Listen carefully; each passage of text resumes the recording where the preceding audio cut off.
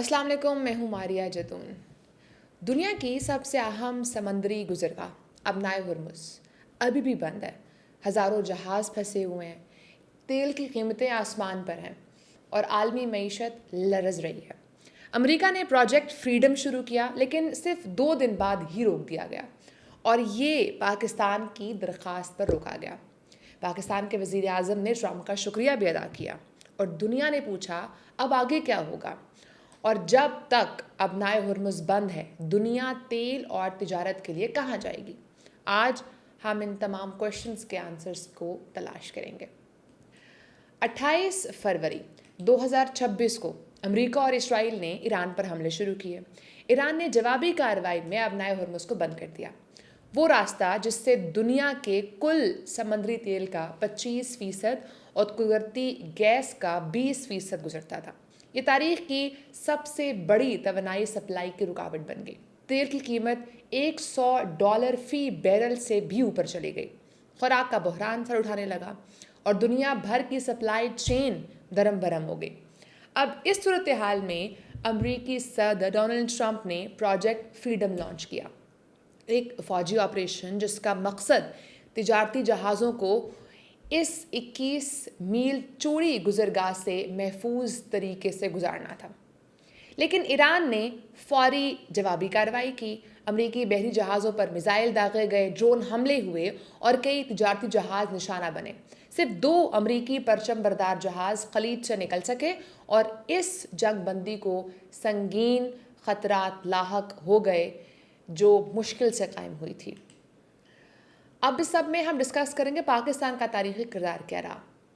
इस सब के बाद फिर मंगल की शाम को ट्रंप ने ट्रुथ सोशल पर ऐलान किया कि पाकिस्तान और दीगर ममालिक की दरख्वास्त पर ईरान के साथ मुज़ाकरात ने बड़ी पेशरफ्त की पेश नज़र प्रोजेक्ट फ्रीडम को आर्जी तौर पर रोक दिया। अलबत्ता ईरान की बंदरगाहों पर अमरीकी नाकाबंदी मुकम्मल तौर पर बरकरार रहेगी। इसके फौरी बाद पाकिस्तान के वज़ीर आज़म मियां मोहम्मद शहबाज शरीफ ने एक्स पर पैगाम जारी किया। उन्होंने कहा कि पाकिस्तान, सऊदी अरब और दीगर ब्रदर ममालिक की दरख्वास्त पर सदर ट्रंप का मुस्बत रद्दअमल ख़त्े में अमन, इस्तेहकाम और मफाहमत को आगे बढ़ाने में अहम किरदार अदा करेगा। उन्होंने एक देरपा और पायदार मुआहदे की उम्मीद भी जाहिर की। यहाँ पे ये सब याद रखना भी ज़रूरी है कि पाकिस्तान ने इस पूरे बहरान में सालसी का किरदार अदा किया है। अप्रैल में जंग बंदी करवाई। अमेरिका और ईरान के दरमियान पहले दौर की बातचीत अप्रैल 11 को इस्लामाबाद में हुई और अब प्रोजेक्ट फ्रीडम को भी पाकिस्तान की दरख्वास्त पर ही रोका गया। पाकिस्तान की एक बड़ी सिफारती कामयाबी है ये। लेकिन अबनाए हुर्मुज़ अभी भी बंद है। मुज़ाकरात तो जारी हैं और दुनिया को मुतबादिल रास्ता भी चाहिए, अभी और शायद फौरी तौर पर। सबसे पहला मुतबादिल रास्ता है अबनाए मलाका। अबनाए हुर्मुज़ की बंदिश ने दुनिया की तवज्जो जनूब मशरक़ी एशिया में वाक़ एक और अहम समंदरी गुज़रगाह की तरफ मोड़ दी है, which is called strait of Malacca, अबनाए मलाका। ये तकरीबन 800 किलोमीटर तवील समंदरी रास्ता है जो इंडोनेशिया के जजीरे समात्रा और मलेशिया के दरमियान से गुजरता है और बहर हिंद को बहर आक़िल से जोड़ता है। मशरक़ वस्ता, यूरोप और मशरक़ी एशिया के दरमियान तिजारत के लिए ये सबसे छोटा और कम लागत वाला समंदरी रास्ता भी है। नंबर्स ये बताते हैं कि रोज़ाना तकरीबन 23.2 मिलियन बैरल तेल इस अबनाए मलाका से गुजरता है, यानी दुनिया की कुल समंदरी तेल की तिजारत का 29%। इसके अलावा रोज़ाना तकरीबन 260 मिलियन क्यूबिक मीटर कुदरती गैस भी इसी रास्ते से गुजरती है। दुनिया की गाड़ियों की 25% तिजारत, इलेक्ट्रॉनिक्स, मशीनरी, अनाज और कोल भी इसी रास्ते से मूव होते हैं। चीन के लिए तो ये रास्ता बका का सवाल है, क्योंकि उसकी तकरीबन 75% समंदरी तेल दरामदात इसी अबनाए मलाका से होकर गुजरती हैं। जापान और जनूबी कोरिया की तवानाई दरामदात का 90% तक इसी रास्ते पर मुनहसर है। यही वजह थी कि चीन के साबिका सदर हू जिनताओ ने इसे मलाका डायलेमा भी करार दिया था।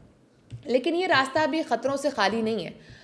अपने तंग तरीन मकाम फ़िलिप्स चैनल पर ये अबनाए मलाका से तकरीबन 2.8 किलोमीटर चौड़ी है, यानी कि दुनिया का बड़ा तेल बरदार जहाज़ बामुश्किल यहाँ से गुजर सकता है।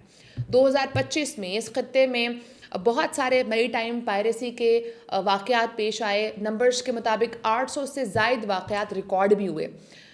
جو 2007 کے بعد سب سے زیادہ انسیڈنٹس تھے. پھر بھی جب آبنائے ہرمز بند ہو تو ملاکا وہ واحد عملی سمندری متبادل راستہ ہے جو ایشیا اور باقی دنیا کو جوڑتا ہے. اس کا کوئی مکمل متبادل نہیں ہے.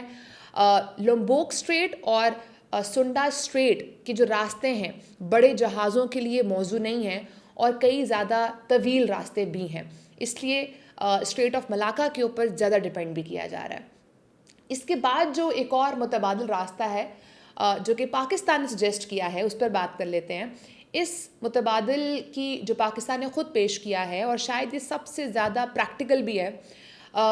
25 اپریل 2026 کو یہ پریزنٹ ہوا تھا. پاکستان کی وزارت تجارت نے یہ قانونی حکم نامہ بھی جاری کرتے ہوئے بتایا تھا. Transit for goods through territory of Pakistan order 2026. اس کے تحت ایران کے لیے 6 زمینی تجارتی راستے فعال کر دیے گئے ہیں. یعنی کہ دنیا بھر کا سامان اب پاکستان کے راستے سڑک کے ذریعے ایران تک پہنچ سکتا ہے. ان 6 راستوں میں سے سب سے عام ہے گوادر سے گبت کوریڈور جس سے ایران کی سرحد تک کا سفر صرف 2 سے 3 گھنٹے میں مکمل ہوتا ہے، جبکہ کراچی سے اسی سرحد تک 16 سے 18 گھنٹے لگتے ہیں اور ٹرانسپورٹ لاگت میں 45 سے 50% تک بھی کمی آتی ہے.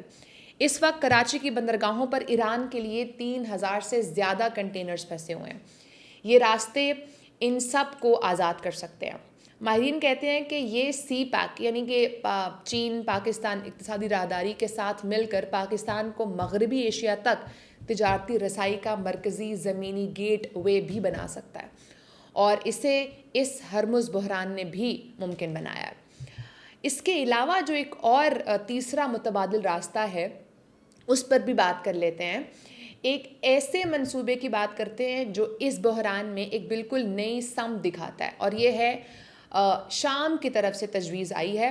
گزشتہ مہینے یورپی یونین کے رہنماؤں کی ایک نشست میں شام کے صدر نے کہا ہے کہ شام اپنے جغرافیائی محل وقوع سے فائدہ اٹھاتے ہوئے توانائی اور مال برادری کے لیے ایک متبادل راستہ بن سکتا ہے. ایک ایسا راستہ جو خلیجی ممالک کو ترکی سے جوڑے اور بحر روم تک محفوظ رسائی فراہم کرے. اس مقصد کے لیے شام 2 منصوبے آگے بڑھا رہا ہے. پہلا فورسیز منصوبہ جسے 9 کوریڈور انیشیٹو بھی کہا جا رہا ہے. یہ ایک مربوط نقل و حمل اور توانائی کے نیٹ ورک کا تصور ہے جو خلیج، بحر روم، بحر کیپسیکن اور بحر اسود کو بھی آپس میں جوڑتا ہے اور شام اور ترکی کو علاقائی تجارت کا مرکز بناتا ہے. دوسرا ہے 4+1 انیشیٹو جو مارچ 2026 میں شامی حکومت نے باضابطہ طور پر پیش بھی کیا تھا. اس کا مقصد زمینی توانائی راہداریوں کا ایک مربوط نظام بنانا ہے تاکہ روایتی سمندری راستوں پر انحصار کم ہو سکے. شام کے معاشی امور کے مشیر نے یہ بھی بتایا کہ ان دونوں منصوبوں کی مجموعی لاگت $50 ارب تک پہنچ سکتی ہے. ان منصوبوں میں کرکوک سے بانیاس تک تیل پائپ لائن کی بحالی بھی شامل ہے جس کی لاگت 36 مہینوں میں تقریباً $4.5 ارب ہوگی اور شام کو سالانہ $20 کروڑ ٹرانزٹ فیس مل سکتی ہے. عرب گیس پائپ لائن کو مصر سے شام تک کے راستے ترکی تک بڑھانے کا بھی منصوبہ ہے لیکن ماہرین اس پر محتاط ہیں. ترکی اور مشرق وسطیٰ کے امور کے ماہر کچھ صحافی ہیں وہ یہ کہتے ہیں کہ سعودی عرب، اسرائیل اور ترکی کے پاس جو بنیادی ڈھانچہ، استحکام اور جغرافیائی فوائد ہیں وہ شام کے پاس نہیں ہیں. شام کی سیاسی اور ادارہ جاتی کمزوریاں، برسوں کی جنگ سے تباہ بنیادی ڈھانچہ اور $50 ارب کی فنڈنگ، یہ سب ایک بہت بڑا سوالیہ نشان ہے. پھر بھی اگر شام اپنے منصوبوں میں کامیاب ہو جائے تو یہ مشرق وسطیٰ کی تجارتی جغرافیہ کو ہمیشہ کے لیے بدل بھی سکتا ہے. اوورآل اگر ہم سم اپ کریں تو ابنائے ہرمز تو بند ہے، پروجیکٹ فریڈم رکا ہوا ہے، مذاکرات جاری ہیں اور دنیا نئے راستے تلاش کر رہی ہے. ابنائے ملاکا ایشیا کا سب سے بڑا سمندری متبادل ہے لیکن وہ بھی بہت ساری مشکلات کا شکار ہے. پاکستان کے زمینی راستے ایک عملی قدیمی حل ہے جنہیں نئی جان مل رہی ہے اور شام کے فورسیز اور 4+1 منصوبے ایک بڑے مستقبل کے خواب ہیں جن پر عمل درآمد مشکل تو ہے لیکن ناممکن نہیں ہے. اور اس پوری کہانی میں پاکستان کا کردار سب سے نمایاں ہے، نہ صرف ایک ثالث کے طور پر بلکہ ایک ایسے ملک کے طور پر جو اپنی جغرافیائی اہمیت کو سفارتی اور اقتصادی طاقت میں بھی بدل رہا ہے.